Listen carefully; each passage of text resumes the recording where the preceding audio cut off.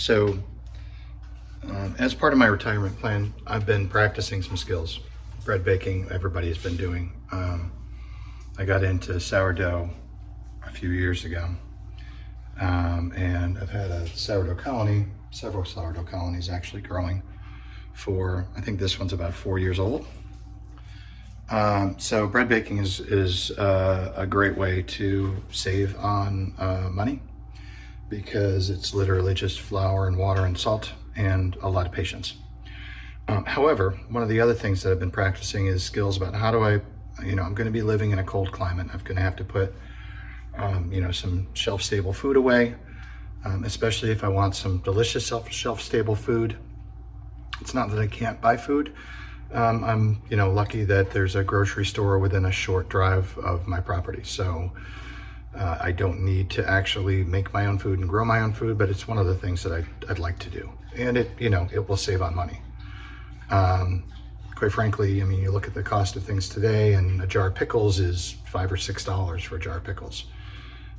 Especially if you get, a good sized jar with fancy pickles. And they're not all that fancy. They're literally just sour. So homemade pickles is one of my favorite things to make. I generally do it when I can get a big batch of pickling cucumbers. In Florida, thankfully, we've got 3 or 4 seasons. So it happens fairly regularly, but they're super simple. You get to make them however you want. I have, what I'll be making today is a garlic spicy pickle. And it takes no time and just very little equipment. So I'm gonna walk through some of that process today.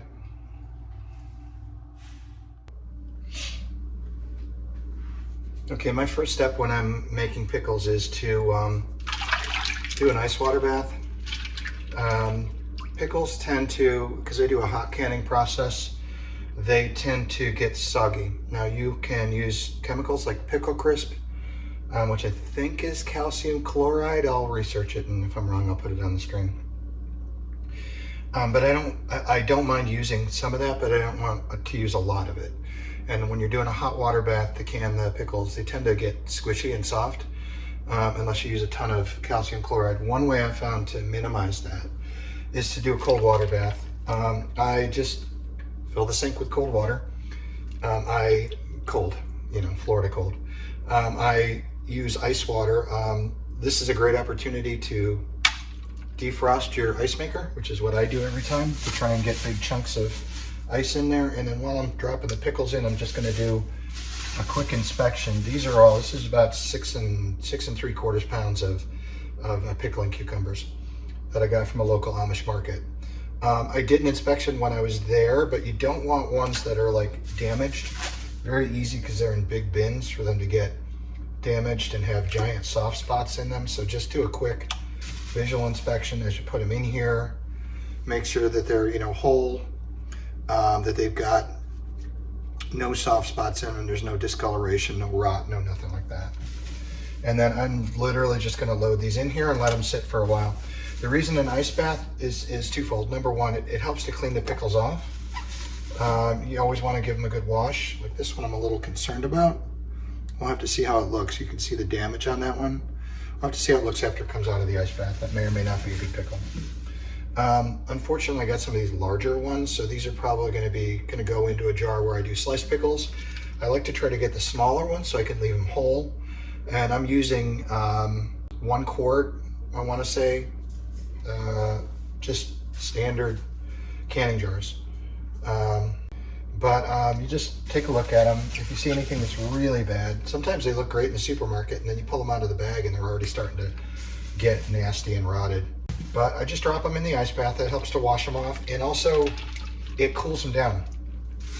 So when I start the canning process, they're already in like a cold state, and then you pour hot brine over the top of them, which will warm them up a little bit, and then you put them into the actual canning bath, and that's going to warm them up a lot.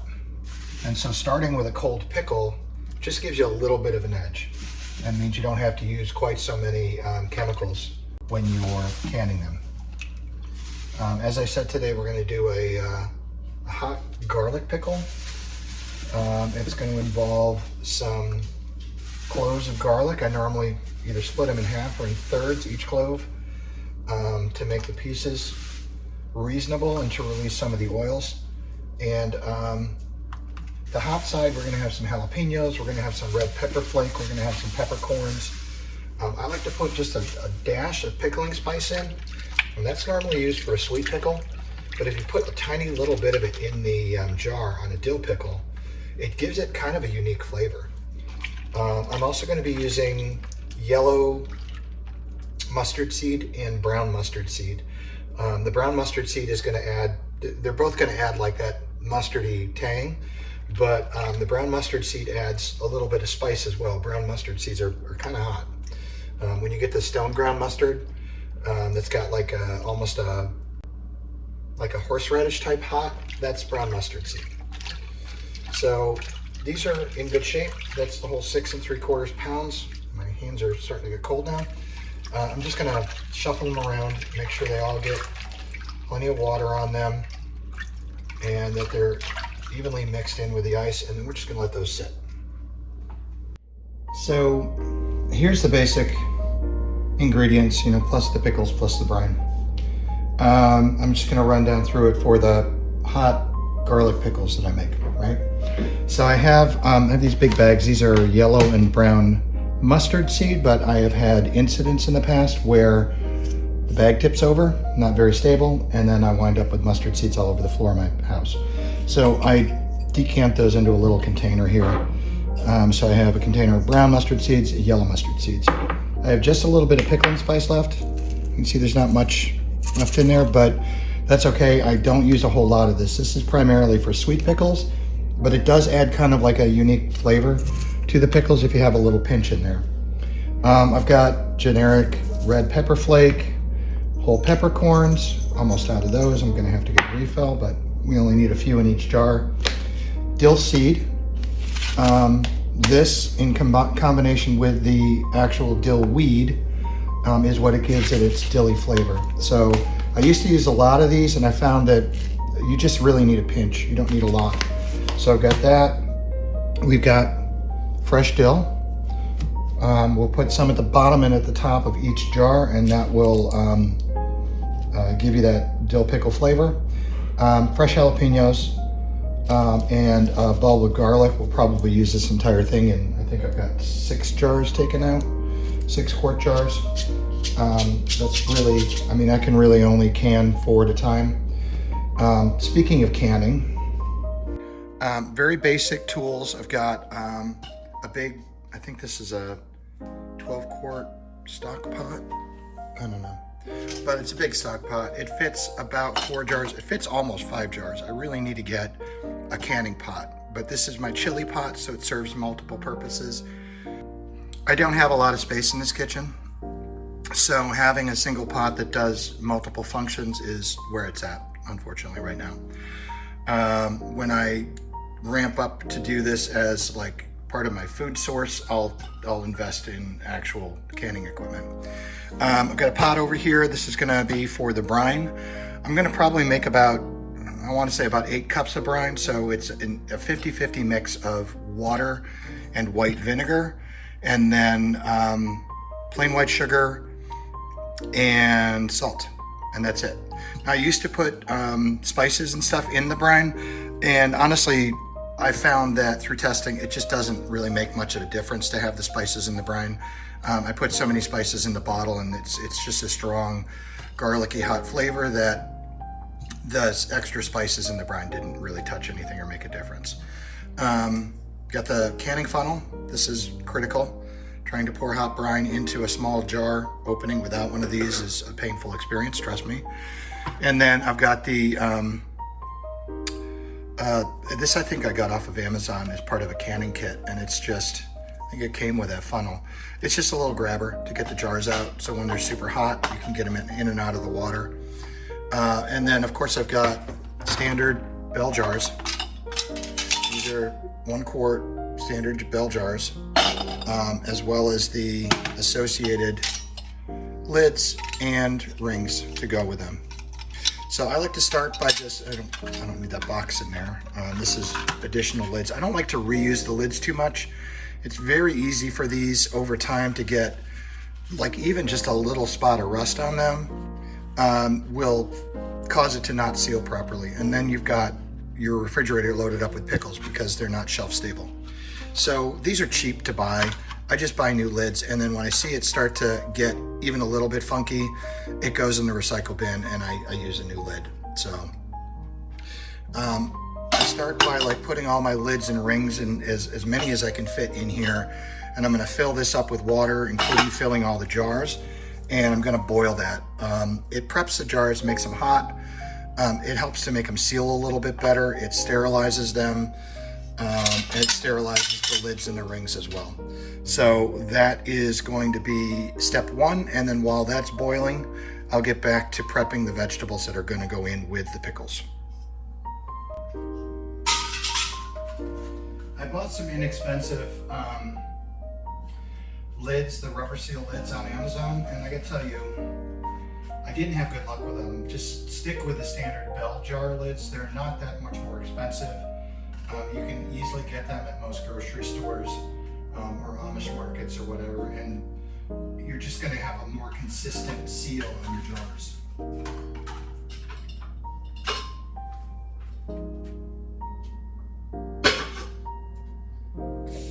So I've got, I don't know if you can see that here, on the sink I've got regular water. This is just tap water from the city. And then I have filtered water.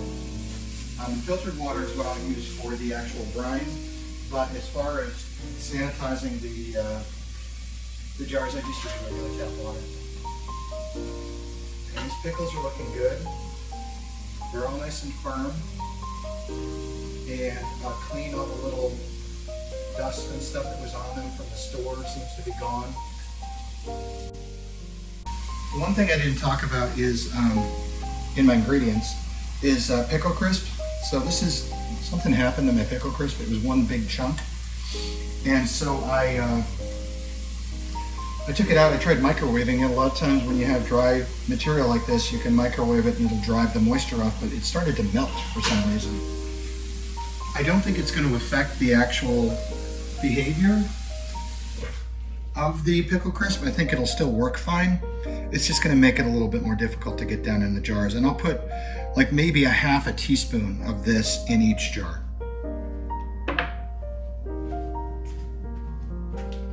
The jars are starting to float, and that's a good sign that I need to just fill them up. If you wait too long to fill them up, when you fill them up, it pushes the water out the top. So this is kind of a balancing act of getting just enough water in here to cover these. They come pretty close to the top of the pan, so if I put too much water in here, I'm going to wind up having it boil over on the stove, and that's never fun. So I'm going to try and minimize the risk of that by just putting the appropriate amount of water in. Again, this is, with the exception of, I think it was $24 for this the pickling kit that I got, the canning kit with the funnel and the like grabber thing and a few other things that I don't really use. But with the exception of that, this is all just standard stuff I have in my kitchen. So you don't need a lot of equipment to start something like this. If you really want to have the most delicious pickles that you've ever had in your life, and I gotta tell you, I'm gonna caution you, because my daughter, the first time that I was making pickles, kind of poo-pooed the idea. She was on board, but she was kind of uncertain. And then once we had that first batch of pickles, she won't eat store-bought pickles anymore. Quite frankly, I have a hard time eating store-bought pickles. They're just sour. It's a single note. You get that yellowy brine. They tend to be, sometimes they're crisp, but a lot of times they're a little bit soggy. And it's just a sour note. It's just as if they just used the vinegar and the water and nothing else, which, you know, that'll work in a pinch. But with the addition of just a few things, and you'll see I don't add much to each jar, you get a more round flavor. It's a delicious pickle. You'll never, ever want to eat a store-bought pickle again. So I'm gonna caution you, once you start making these, you're kind of forced to make your own pickles because you don't want to eat anybody else's pickles. Unless they're other homemade pickles, in which case it might be great. All right, so this is good. It's just covering the top of the jars. Let me show you that.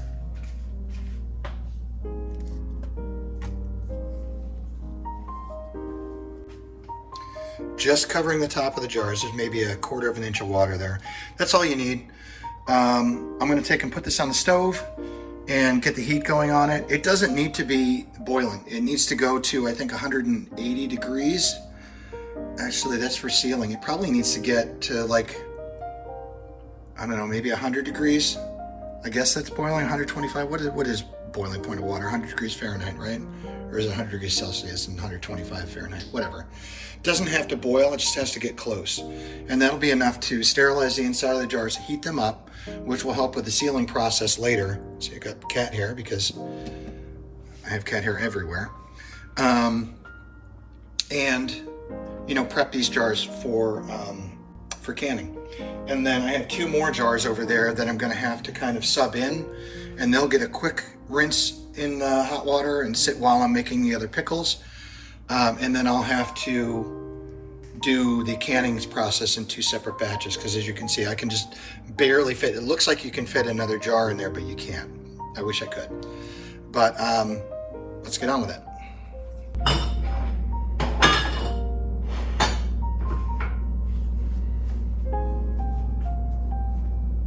Just putting this towel down because I know the bottom of this pan is wet, and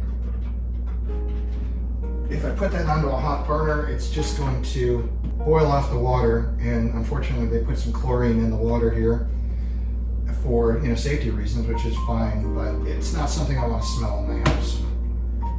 Boiled chlorine water is not tasty. All right, so I'm going to set that on, I don't know, 6 or 7. I just want to get that heating up. It's a steel pan, so I could probably set it all the way up to the top range of the burner, but there's no reason to do that. I've got time.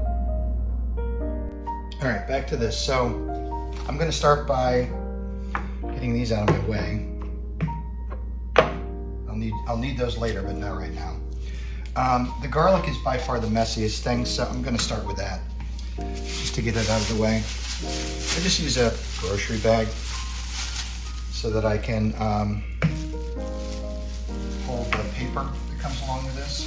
And we'll see if this is good enough to hold it in place or if I'm going to regret this decision here.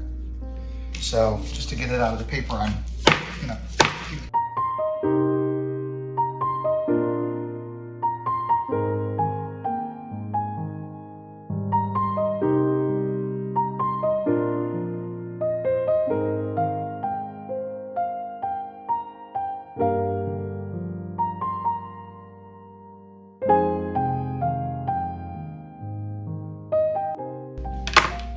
see if we can get these garlic prepped.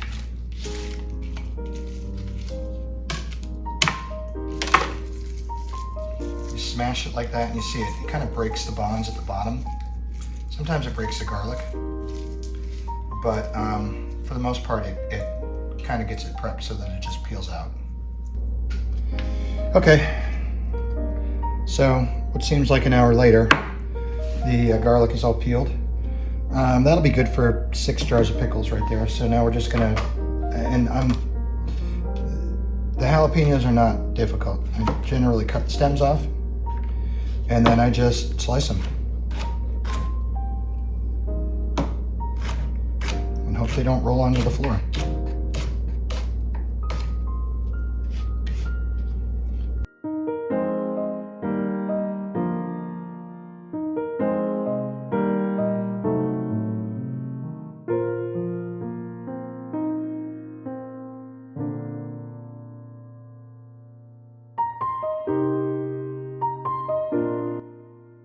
This is not a whole lot of jalapenos. I've used different peppers. I've used serranos. I haven't used habaneros, but I've used, you know, different grades of hot peppers, and I always come back to jalapenos. They're cheap.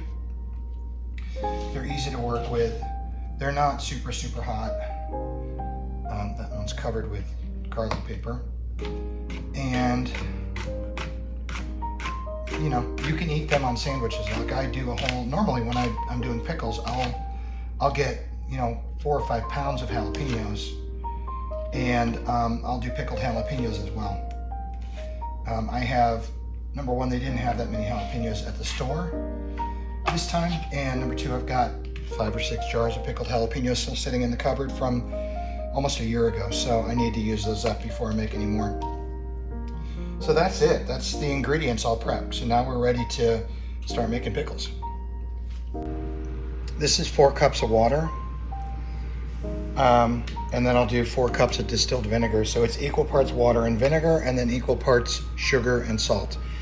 And I'm looking up what that sugar and salt ratio is right now.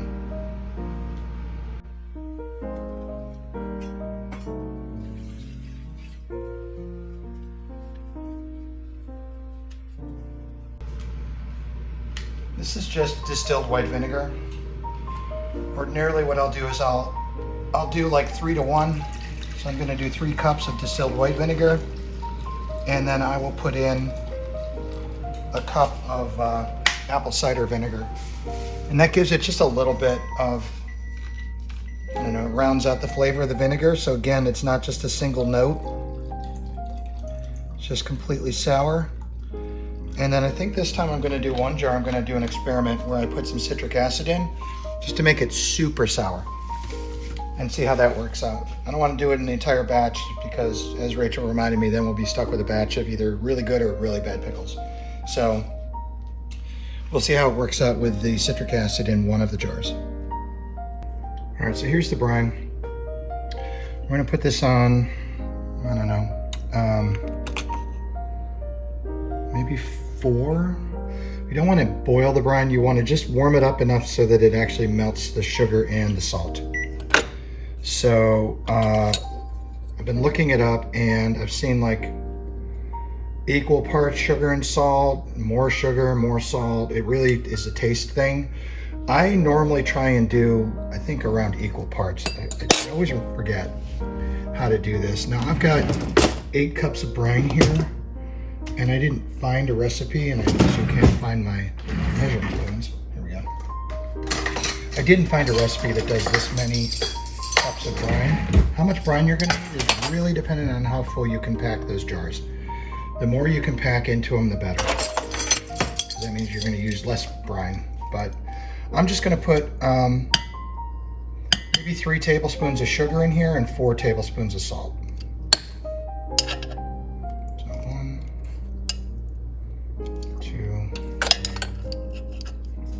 3, there's the sugar. The joys of cooking in a small kitchen. I mean, this isn't a super small kitchen, it's actually good size. It just has no usable counter space, or it doesn't seem to have any usable counter space. So I'm just gonna do the salt here, and I said, what, 3 tablespoons of salt?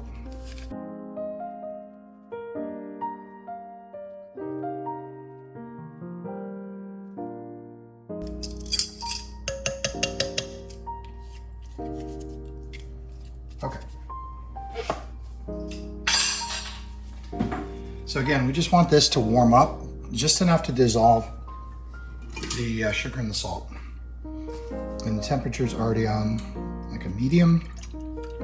It's a little bit small burner for this pan, but we should be able to let this go for a few minutes and then come back to it. So let's do that. Next step is going to be to get these jars out of the water without burning myself. This is always the fun part.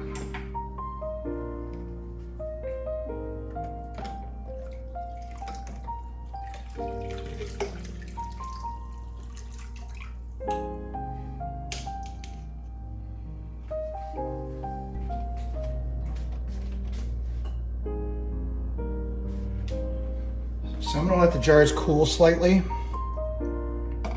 And I want them to dry out a little bit inside, because all, you know, the water here this is that tap water, so it's not super tasty. And I don't want to dilute the brine with tap water, so I'm just going to get these other 2 jars prepped. And then the brine is just about ready. We have just a little bit here in the middle of the pan on the bottom. I don't know if you can see that even with the reflection, but there's a little bit here that's not gone into solution. So we're just going to stir this a little bit, probably less than a minute here, and that looks pretty good.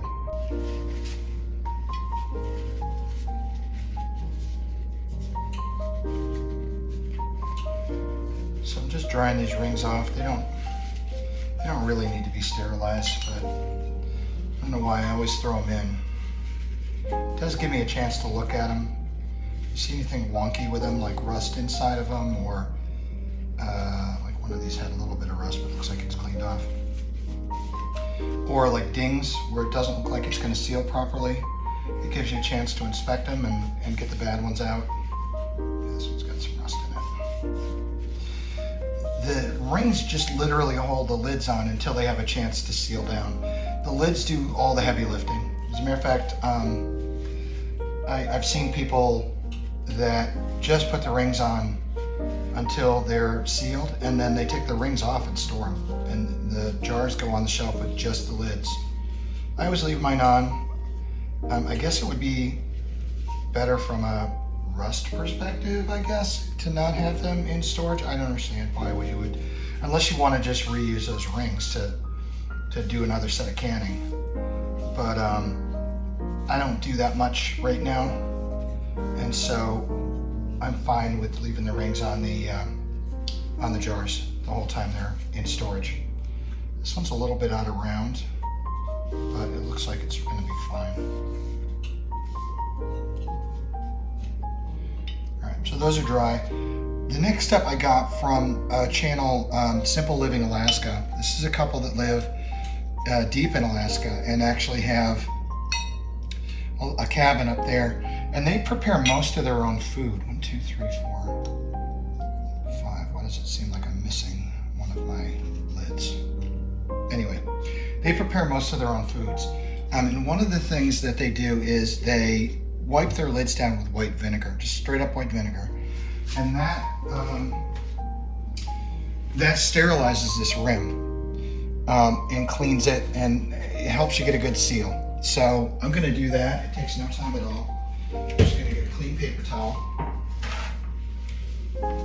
Just got a clean paper towel, and I'm just going to literally splash some white vinegar on it. Try not to cover myself or the floor with it. And then I'm going to use this white vinegar to just wipe around the inside of the lid.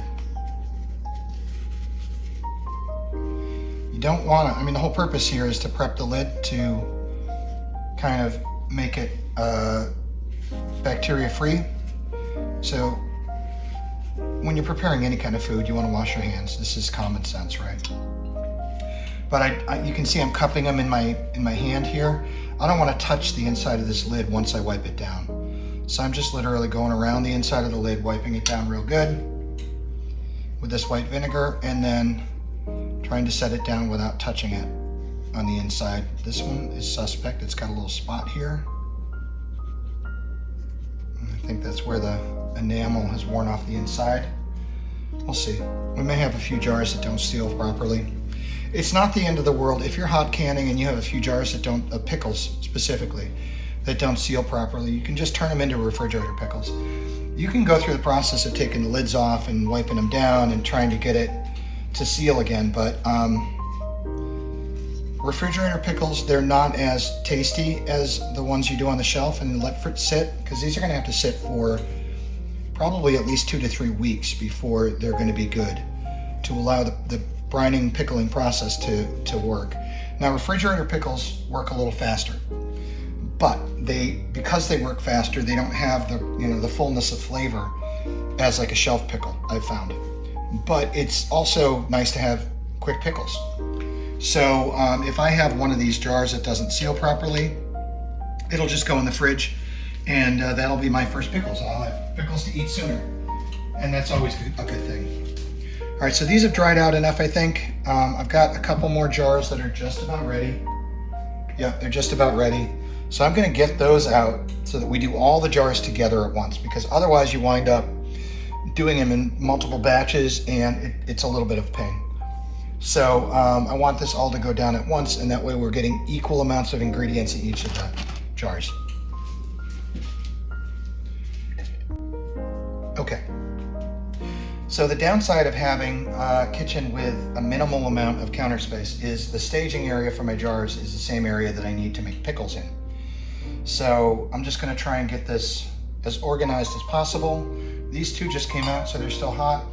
These ones have cooled, relatively well. They're fairly dry inside. I'm gonna start by adding in the pickle crunch.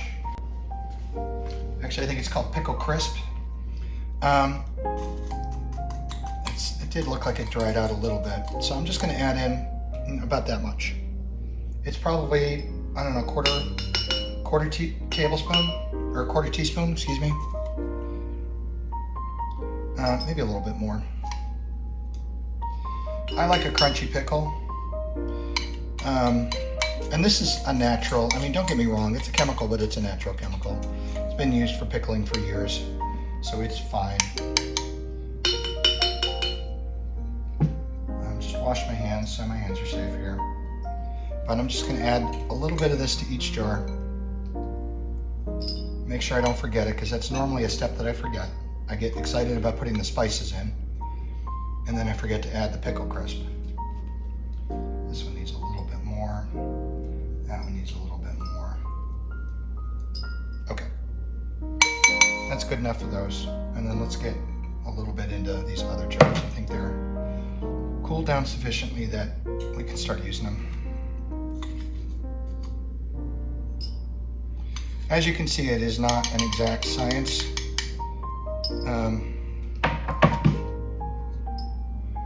And as such, I might have little variations in how crisp or not the pickles are. Just eyeballing it here to make sure that they're all kind of about the same amount. All right, that's good enough. I have leftover, so great. All right, so next up, I'm gonna do the dill seed. And the reason I put dill seed in now is, believe it or not, it's easy to overdo this. I'm just gonna take a pinch. It's a scientific. It might be, maybe a half a teaspoon, 3/4 of a teaspoon, maybe as much as a teaspoon. You don't need a lot of this. This does add dill flavor, but not as much as the actual fresh dill does. Fresh dill's doing all the heavy lifting here. So I'm just gonna put one of those in each jar, roughly the same size pinch in each jar. And I'm gonna go through here with each of these ingredients and do the same thing. So dill seeds out of the way, let's move on. Seal that up. Okay. I'm gonna test my water. Now, water bath to can these needs to be at 180 degrees.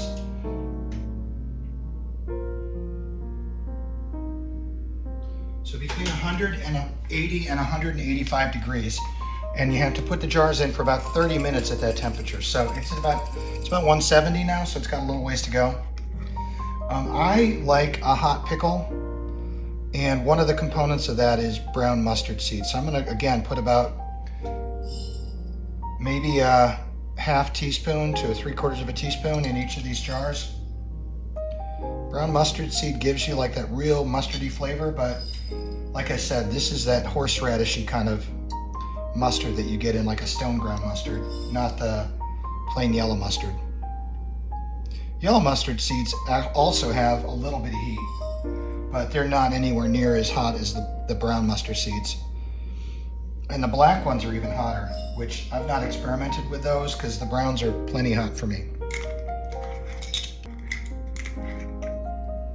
That's that. So let's do the yellows. Get the yellow mustard seeds in there. Again, about a half a teaspoon to 3/4 of a teaspoon. Just dump that in there. I don't use exact measurements. I just kind of play it by eye. I've done this a few times now, probably 20. So I know roughly what I want in here. this is the fun part. This is where you can make it your own. So if you want to add different flavors, coriander, you want to add God knows what else in here, you know, go crazy. Just be aware that you're going to be eating those pickles. So if you go too crazy, and they don't come out right, you're going to be stuck eating that jar of pickles that you don't like. Black peppercorns, I'm adding 4 or 5 to each jar.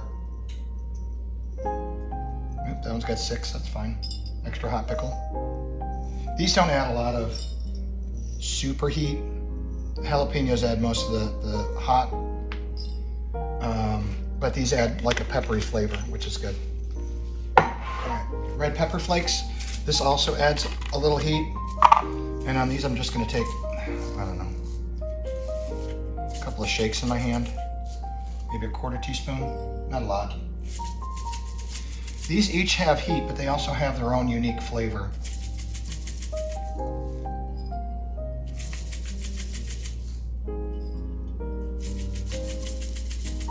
And this is just, I've experimented over and over and over again with different pickling spices. You know, I thought the pickling spices would be great for dill pickles, but they make it taste like a sweet pickle. So I don't put much of these in there at all. Like I'm gonna pour this whole thing in my hand, right? And you can see this is a blend of, oh, that's the other thing I need to get. Almost forgot. All right, so this is a blend of spices. And I'm just gonna put a pinch in each jar. Some of them are gonna have like, I don't know what this is, coriander seed or something. But I don't like a lot of this in there because I don't want it to taste like a sweet pickle. But if you put a little bit in, you get this predominantly dill flavor, and then you get a little bit of a sweet back taste in the back of your tongue, which is really, really fun. And I need bay leaves, almost forgot them. So 1 medium-sized bay leaf in each jar. This gives you a little bit of an umami flavor. And that, you know, that I put a bay leaf in everything. Freaking spaghetti sauce and soup and stew and everything gets a bay leaf. So I'm gonna try and make this even. This one has just a little bit, that needs a little more. It's kind of big. Break that in half. Half goes in there and half goes in there. Whatever, okay. Good. So those are our dry spices. Those are all in. Pickling spice, mustard seed, the whole smack. All right, so let's start with our raw flavors here. So I'm just gonna grab a sprig, and I'm just a healthy sprig, I don't know, that much, right? And that's gonna go in the bottom. I'm gonna wad this up as small as I can get it, and I want that in the bottom of each jar. So, do that again.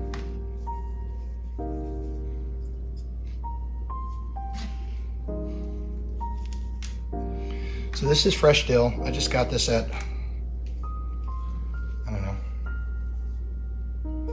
local supermarket. It's available pretty much anywhere. You may hear my cat snoring in the background. She has allergies sometimes, and she tends to snore pretty loud, so it's kind of cute. All right, one more good size wad of dill in the bottom. Right, that's good. And then we start in with the garlic. So I'm just gonna put, to start, I'm gonna put a couple of, like 3 cloves of garlic in the bottom of each one of these. How much or how little garlic and jalapeno you add is totally up to you. This is a nice thing about pickles, is you can make them how you want to make them. Like if you like different spices, try those.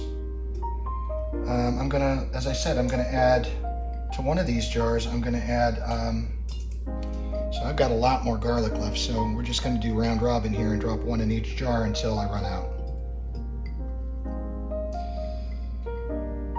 So just, you know, be cautious in your experimentation. That one gets extra garlic. Because, like I said, if it comes out terrible, you're going to wind up having to eat that or throw it away. And it doesn't take a lot of time, as you're seeing here, to make pickles, but there is an investment in time. and in ingredients and stuff like this. I think the 6 pounds of pickles was $10, I want to say. This bunch of fresh dill was, I don't know, maybe $2 or $3. Jalapenos were $1. And then the spices, like you use very little, as you saw. You don't really use much. So if you buy them in bulk like I do on Amazon, you can get like a big 1 pound bag of mustard seed for,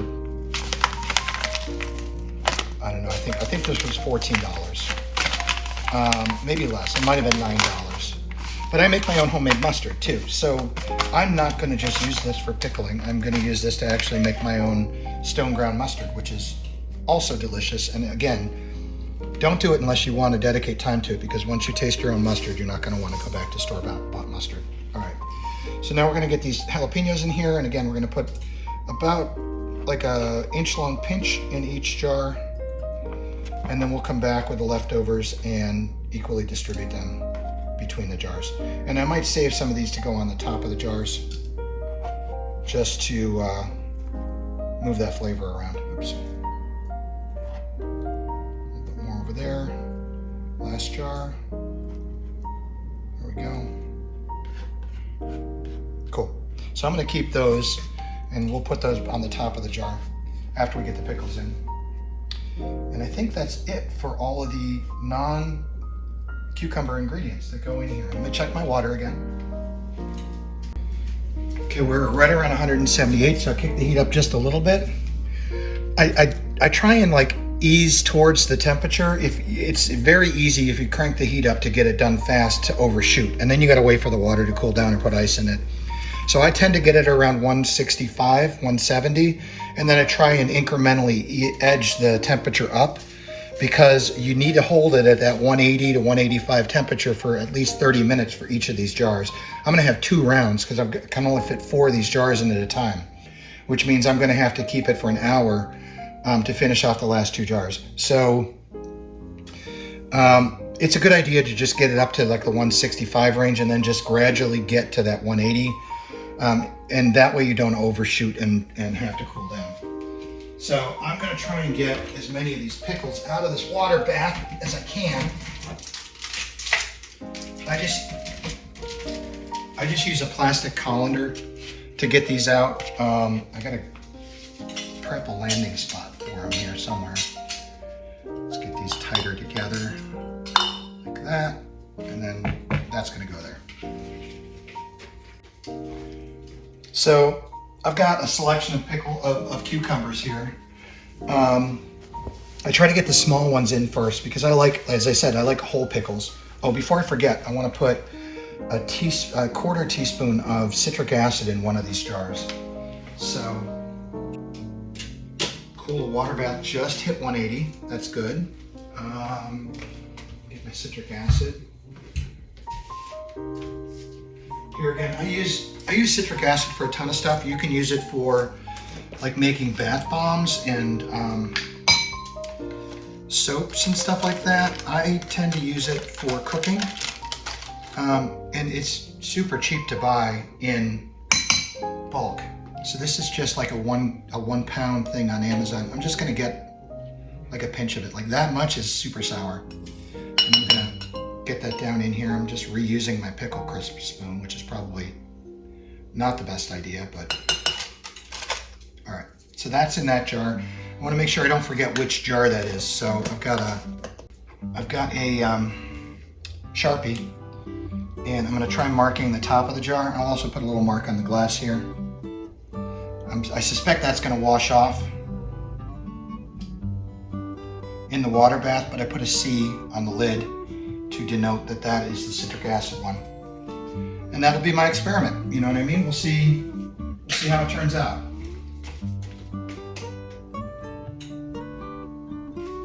So the water bath is going up to 181, which means I ramped the temperature back a little bit,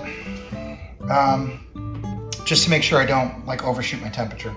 So here again, when I'm selecting pickles and I say small pickles, I'm not talking about the length of the pickle, I'm talking about the girth. Where have I heard that before, that the girth is more important than the length? I don't know. Anyway, I'm just gonna put these in here, and I'm gonna try and line the outside of the jar first. And if you can see me doing that, I'm just kind of lining around the outside of the jar until I can't get them to stick to the outside of the jar. Then I'll start going down the middle of the jar. And I want to kind of use up a good variety of pickles in here. Get them to, I want to fill this jar as much as possible. So let's see if we can get that one in. And then I don't think I'm going to be able to get another one in here unless I got a little thin one here. This one might fit. Sometimes you have to kind of jog them around. And then sometimes what you have to do is you have to kind of cut one. So I'm going to do that off camera. Got one of these girthier pickles and I'm just going to slice it in half and put that right down the center. I don't like to slice pickles because it's like there's a clock. As soon as you slice that pickle, you're just asking for it to get soft and squishy. Even with a pickle crisp in, sliced pickles are generally not as crisp as whole pickles. I was fighting this. I have to pull this one out and reposition. Sometimes you're gonna have to move it around.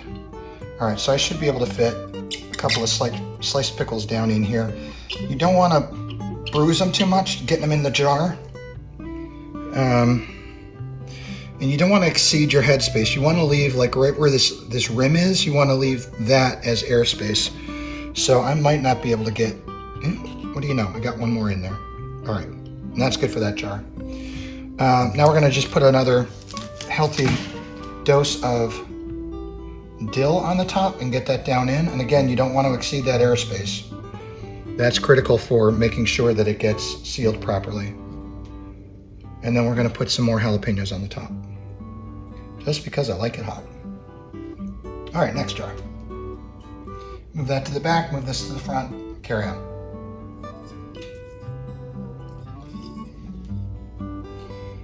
So this is kind of like a fun little game to figure out exactly how many pickles you can cram into one jar. Sometimes it helps to have a spoon. Just checking the temperature again. Yeah, it's at 183, so I'm going to crank it down quite a bit. I don't want it to get up over 185 because then it's a pain to bring it back. All right, so sometimes it's good to have a spoon like this, and you take like the back of the spoon and you can maneuver the bottom of the pickle around because it gets down in there and then it sometimes gets canted. And that takes away your usable space. And try putting one right down the middle there and then sneaking them in around the outside here.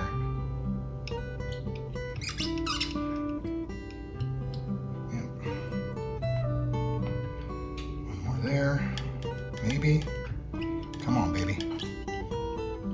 Nope.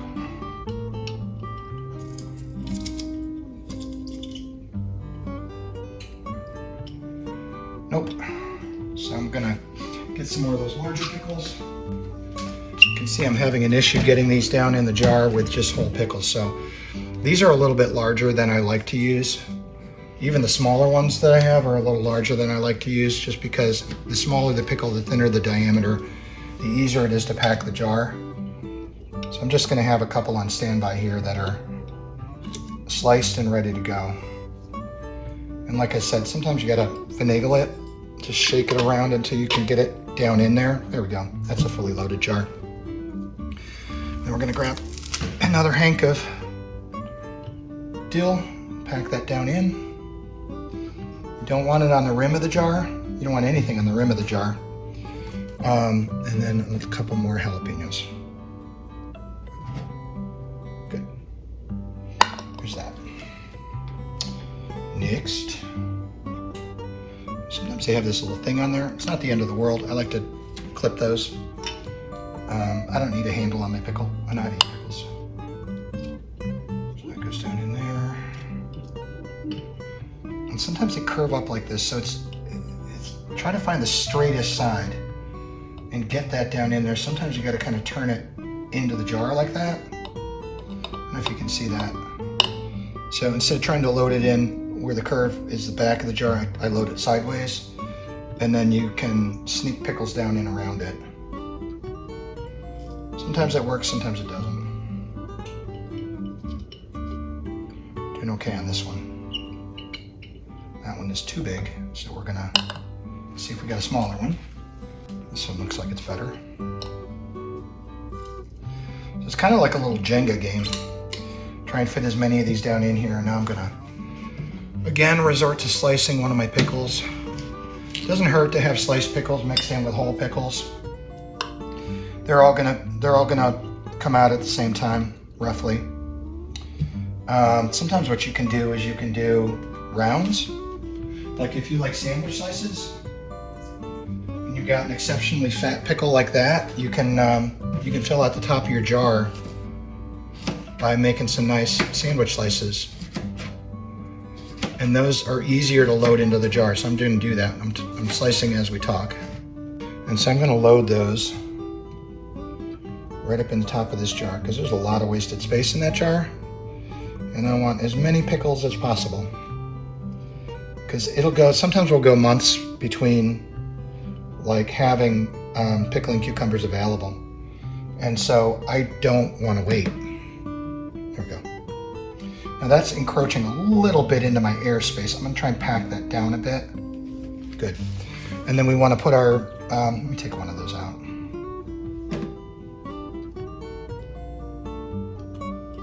That's better. All right. Then we want to put our dill in. Again, healthy pinch down into the jar, not on the rim. And then a few more jalapenos.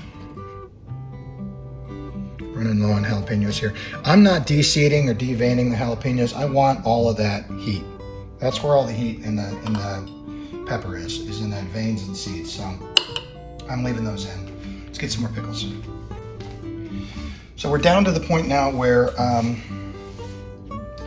they're all fairly big. There are a few smaller ones in here. I'll try and get some of these in there. Big pickles, you know, they're going to cure just as well as small pickles. It's just you can't fit as many in the jar. All right, so you can't fit as many of these big pickles in the jar. Like you see, I can only fit 4 where I got 5 or 6 in the other jars. But you know, that's just an opportunity to use one of your sliced pickles and get that down in there, and maybe a few of your pickle rounds, get those down in there. Again, you don't want to pack these jars too full, because that's when you tend to have problems with not enough airspace at the top, called head space in the jar. If you have too much space, I know that it can lend to bacterial infection, just because bacteria grow in an oxygen-rich environment, just like in fermenting cider. If you have too much headspace on your bottles of cider, you wind up with bacterial infections, and that's not tasty. All right, so that one's done. So we're getting there. Gonna load this one up as much as we can. You can see these are really big pickles. I got the absolute smallest ones I could find, but I don't know. It's tough to find good pickling cucumbers. Everything grows so fast down here that they tend to get really large really quick. I'm going to cut this other one in half. See if we can sneak 2 of these around the outside of the jar. I have to cut those into quarters.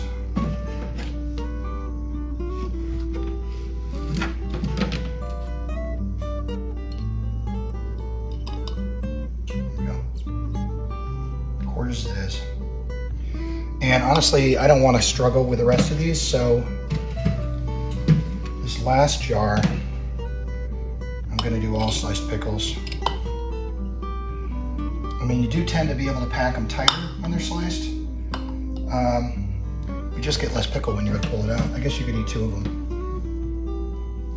So I'm going to put you on the pause, and then we'll come back.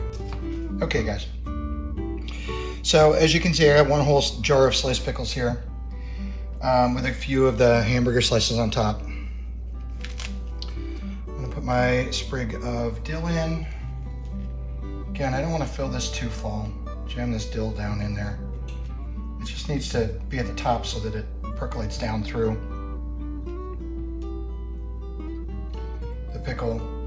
And I keep these in my office on a shelf. I work from home a few days a week, and so I can keep my eyes on them, which is nice. And I generally, for the first week, every day that I'm working from home, I'll swish it around. As these pickles start to pickle, the ingredients will settle a little bit.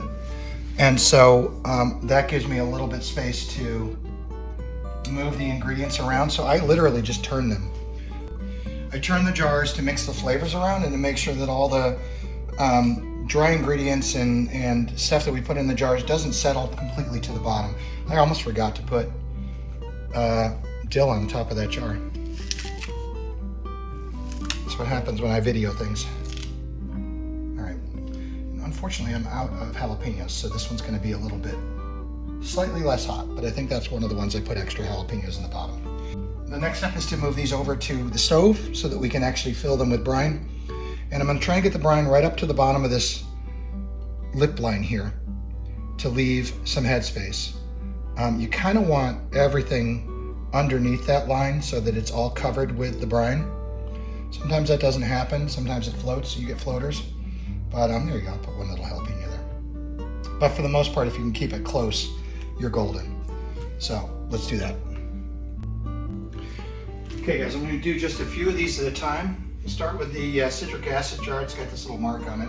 I'm not sure if you can see that. I'll try not to block your view here, but again, small kitchen, got to move around. So this is just a 2-cup measuring cup that I've cleaned, and I'm going to pour this in. I'm going to bring this up here.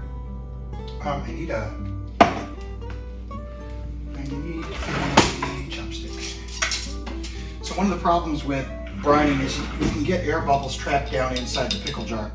So having a chopstick handy is helpful. You can, you'll see, once I get the brine in there, I'm going to swish this around at the bottom, try and get all those air bubbles out. You don't want those they'll come out eventually, but if you don't get them out now, they'll come out after you've already canned this, and then you'll have too much airspace at the top. So we're just going to grab a healthy dose of brine. Try not to get this all over my stove. And pour it in.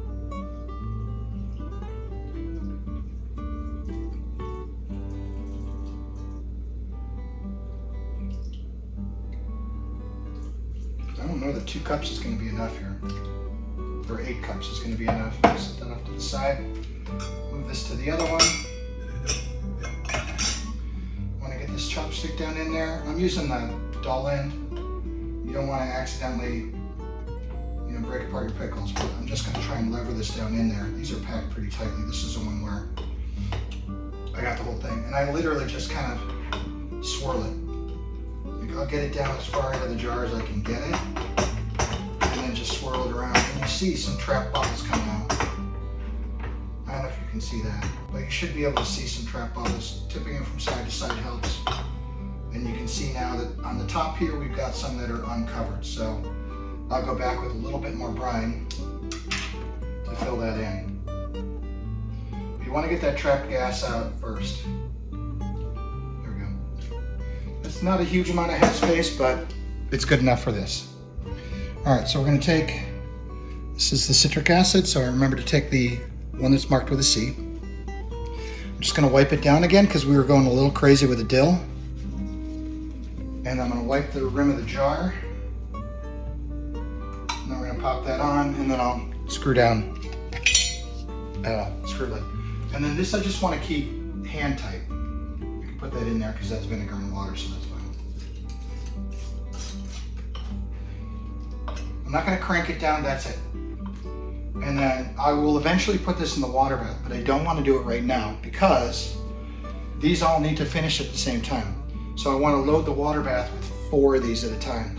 And I also have to remember, and I always forget this, I need to take some of the water out because we now have the volume of the pickles in here. So if I put these in there with the amount of water that was in there with empty jars, that's going to overflow into my stove. I'm going to reserve that in a different pan because when I go to the next batch where I only have 2 jars, I'm going to need more water. So having already pre-warmed water speeds the process up. But I'm going to set this back behind the camera and we'll move on to the next one. When I'm not at my Adirondack property, I try to come up with ideas of things that I can do to prepare for when I'm living there. If you like these types of videos where I'm building my skills, like and subscribe so that you can come back every time I upload one of these. You'll get notified.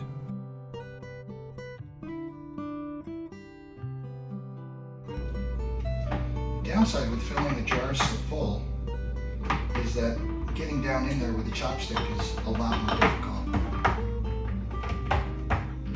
See if you can see any of the bubbles coming up. I don't think you can. It's so tight.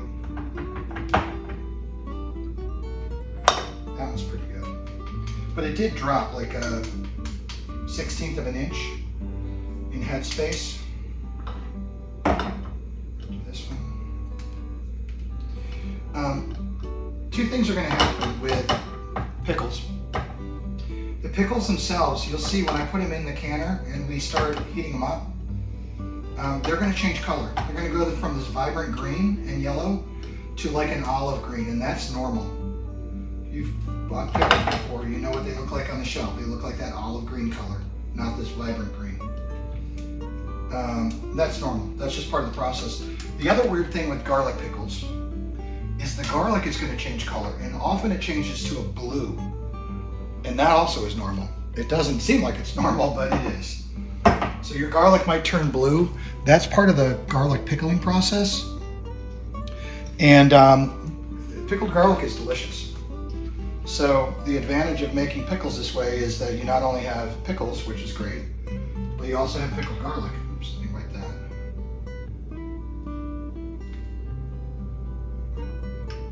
Checking the lids, the rims of the jars for chips. You want to make sure there's no chips in there because that could cause the jar to explode when you're heating it up in a 180-degree water bath. Speaking of, I'm going to check the temperature again. I use this little, it's a meat thermometer, but it's great. You can stick it right in anything.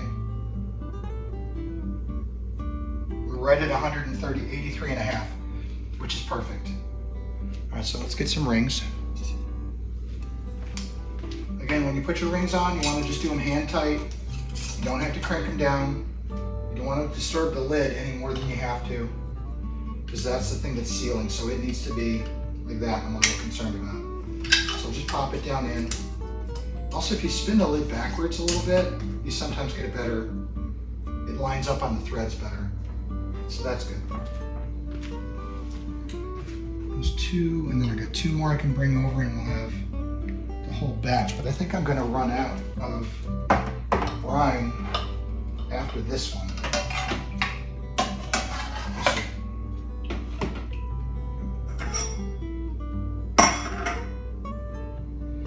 Getting this little pickling funnel was a game changer. Trying to get this down in the jars and not spill it all over your countertop. With pickles it's not bad, but when you're doing jam, it's almost impossible to get it down into a little jam jar without spilling it all over the place. Yeah, so I don't think I've got enough for another jar here. So what I'm going to do is I'm just going to use this. We've already been using it. I'm going to get maybe another 2 cups. 2 cups of water, 2 cups of vinegar, and we'll see how that goes. Again, I'm using filtered water, so no chlorine smell. I'll do about 1.5 cups of white vinegar and then 1/2 cup of apple cider vinegar, just to try and keep our ratios consistent. You can play with this too. Like if you don't want to use apple cider vinegar, you don't have to. If you want to use all apple cider vinegar, you can. I don't recommend that.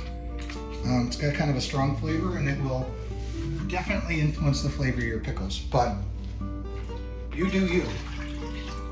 All right, so we got our liquids in there, and then I think I'm just going to do, for this match, I'm going to do a tablespoon of each for sugar and salt. So, big healthy tablespoon there, and then a tablespoon of salt. And then I got to warm this back up. Well, maybe not. We'll see. I'm going to put the heat on it a little bit, and I'm just trying to see if I can get this to dissolve without adding too much heat, because you don't want to put too much heat on your pickles, because that'll take the crispness right out of them. You're not cooking your pickles here, you're literally just preserving them. and allowing the brine, that vinegar and salt and sugar, to work its way down inside the pickle. And it's already dissolved, so I can turn the heat off. That's great. So that one is mostly full. I don't know if you saw the bubbles coming up a little bit. But we'll just fill the rest of these and then we'll debubble them all at the same time. I'm going to trademark that. I don't know that it's necessarily called debubbling, but that's what I'm calling it. So.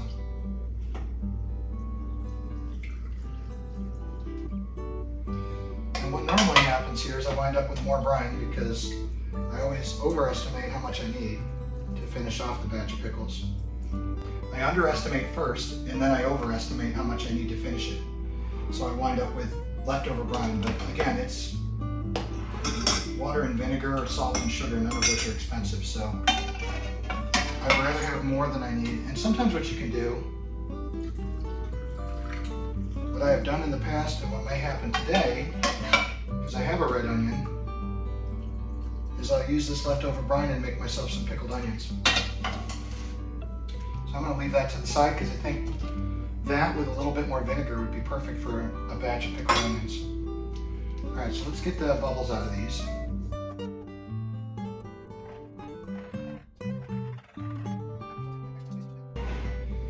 Because there will be carbon dioxide produced by the fermentation process of the pickles. And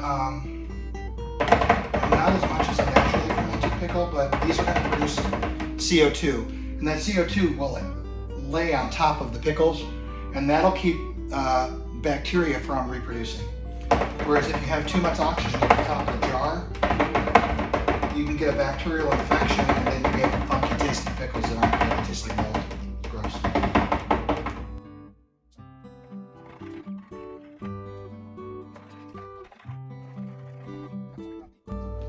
So let me top these off.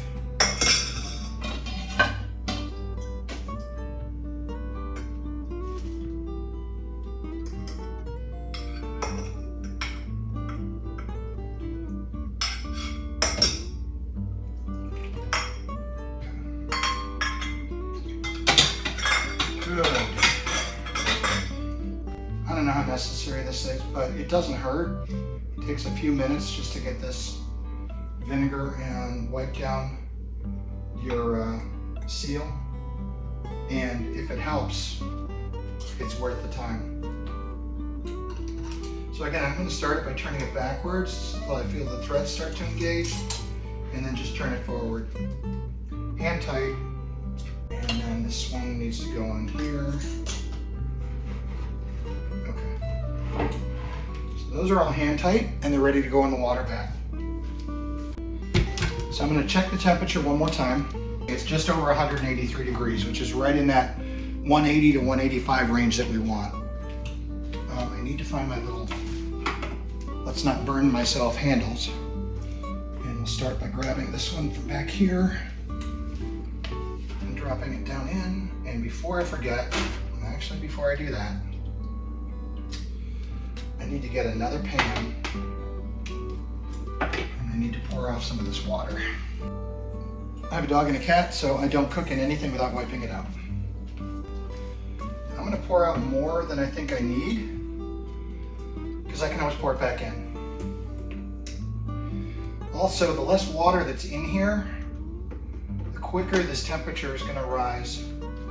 So let's take a look at this. I'm going to do this.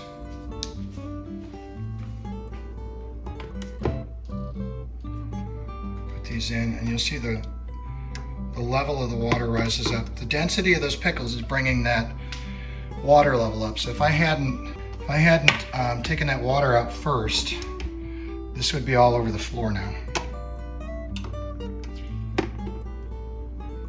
So they're covered there. This is going to be close. All right, we got a good 3/4 of an inch on the top of the pan. Again, this is as hot as this is going to get. Let's see if we're right at the 185. Well, we dropped a little bit. These jars were not 180 degrees, so putting them in here is going to absorb some of the heat out of the pan. But you can see we're going up to 178.5 now, 179. I may have to kick the heat up a little bit, but I want to watch that because it's very easy, like I said, to overshoot. So I'm going to leave that. 178 is fairly close. I'm not going to start the timer until it hits 180, and then I'll set a 30-minute timer. So you can already see this olive green color that the pickles are taking on. Just to compare that, this is what they look like before canning, bright green, and then this is what they look like after the canning process. Part of that is the fermentation process starting to happen, but mostly it's just the pickles heating up, the brine is circulating in there, and it's doing its job on the outside to ferment those pickles. We can also see that we're holding at a steady, right there it looks like 184. At the top of the pan we get a little bit higher temperature, 185, and down lower it's probably closer to 181. But that 180 to 185 range is what we want. So this just needs to set for another 19 minutes. And then these ones will be ready to move out. Those ones will be the secondary pickles over there. Will be ready to move in. And they'll have 30 minutes in the bath as well. Underneath the pickling supplies and canning supplies is some of my homemade stuff and also some of my brother's homemade stuff. He was nice enough to send some jams home with my daughter, and she was very aggressive at taking jam out of his cupboard, let's just say, because we have enough jam to last us forever. These are the fermented jalapenos. So pickled jalapenos right here. And these are from, that one's not marked. That one's from February of 2022. I'll pop open one of these jars, but they should be good for a few years.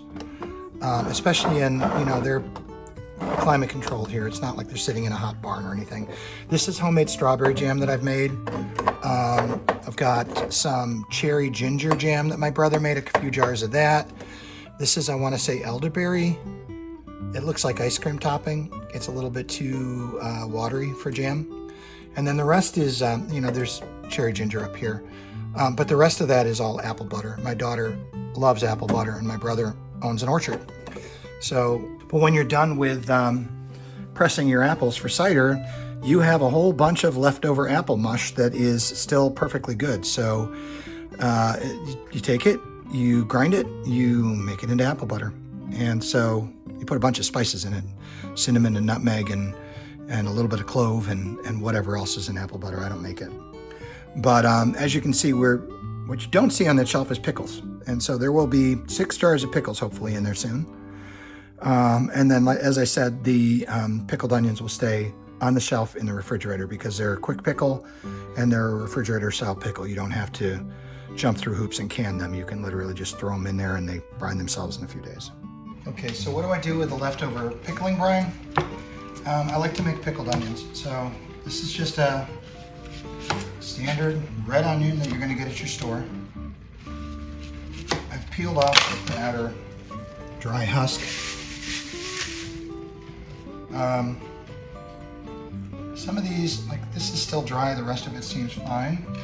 So I'm going to try and split it so that I can keep as much of this onion as possible. Let's see if I can just take out that dry outer layer here. Nope, so I'm going to have to sacrifice one of my layers to get rid of that, but that's okay. Still going to have way more onions that'll probably fit in this jar. And then this has got to be the simplest thing to pickle right here. I'm just going to slice these really thin. As thin as I can possibly slice them with a knife. If you want to use a mandolin, knock yourself out. I have a mandolin, and every time I use it, I feel like I'm going to cut my finger off. I have a chef's knife here, which I'm butchering these with, but the goal is just to get these as thin as possible. The thinner they are, the quicker they'll pickle, the tastier they're going to be on a sandwich. And these are great in sandwiches. I like to cook with them. There's so many different uses for pickled onions. So I'm just literally going to try and break these up as I put them in. just because, you know, when you spaghettify these, you can get more of them into the jar as opposed to trying to keep them in slices, and you're not going to want to eat a whole slice of this anyway. So I just literally go until I can't fit any more in. I try and take out these big meaty centers. They're not super tasty. And just leave the rings. If I have any chunky rings like that one I just slid behind the jar, I'm not going to put those in either. I want these as thin as possible. Then I'm just going to pack them down in. And then move on to the next onion. Fermented vegetables are great for your digestion and add a tasty punch of zest to any sandwich. I like having these pickled onions available because it helps me to mix up that same sandwich I eat every single day. So I think we're going to be in good shape. This looks like it's a smaller onion, so I think everything's going to go in there. You want to pack these really tight. You want to get them in there as tight as you can. So try and keep them as thin as you can, and then put as many in the jar as you can. Again, the more you have in the jar, the less brine you're going to need. That one's kind of thick, but I think I'm going to hurt myself if I try to... Nope, I got it. I'm going to check on the temperature of those pickles. Hold on. Perfect. We're right at 182. I'm going to leave it there. Seems to be holding that temperature. So that is fine. It needs to sit for 30 minutes. The timer's on. And that gives me time to do this. I mean, I had the brine anyway. I've got these jars. I've got dozens of these. So why not? Why not use them? I'm gonna throw, this isn't necessary. You can just do like a vinegar and water brine. I'm just gonna throw a tiny bit of dill on top. I don't want the dill to overpower the onion flavor, but I do want to get some of that onion flavor in there. So I'm just gonna throw a tiny little dill on top, and that's it. Like if I had another red onion, I'd pack it in here until I couldn't put any more in. The tighter you pack it, the better it is. And then these are not gonna be canned. This is a refrigerator pickle, so this is just gonna go direct into the fridge, and in 2 or 3 days, this will be ready to use. This one's not uber complicated. I'm just gonna pour everything I can get out of this pan in there. And then I'll fill the head space with just straight up white vinegar. Again, you can get fancy with this if you want. You can put in oregano or Italian seasonings, or, you know, pepper, or whatever you want to actually make these however you'd like them to be. I just like a straight, basic pickled onion. Maybe a little bit of dill. And I'm not gonna wipe this down and be fancy or anything with that. I'm gonna slap it on there and throw this on, and then this is going right in the fridge. And like I said, in 2 or 3 days, mix this around. Make sure everything's evenly coated in there. And then in 2 or 3 days, these will be ready to eat. Pickled onions, actually, they ferment really quickly. Poke them back down so they're all covered by the brine.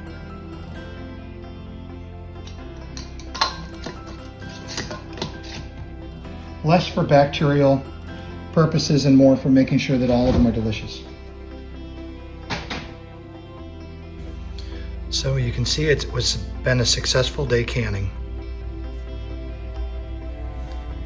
6 jars of spicy garlic pickles and a jar of pickled onions. All ready to go. Now these are gonna have to cool down. The lids will pop probably tonight sometime, and then I'll leave them sit here overnight just to ensure that they stay popped. There goes one right now. So that we can make sure that they stay popped and are tightly sealed before I put them on the shelf. The pickled onions are gonna go in the fridge, and like I said, 2 to 3 days from now, those will be ready to eat. These will take, on the low side, about 2 weeks, but really 2.5 to 3 weeks before the full pickling process comes in and you get full flavor of the pickles. And then they'll be shelf stable. As long as the lids don't pop, they'll be shelf stable for upwards of a year, but they won't last that long here. Thanks for watching. If you like this video and you want to see more of my skills practice, where I try to teach myself how to develop the skills that I'll use when I eventually do have my cabin in the woods, please like and subscribe, and that way you get notified when a new video like this comes out. Thanks again.